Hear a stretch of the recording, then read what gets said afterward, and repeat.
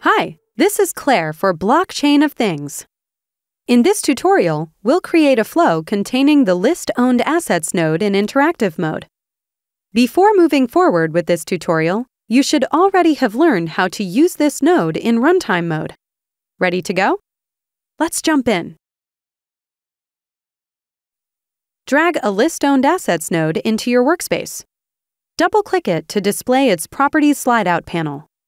On the Device drop-down field, choose your Catenis virtual device. Add the node's configuration information based on your needs to each field.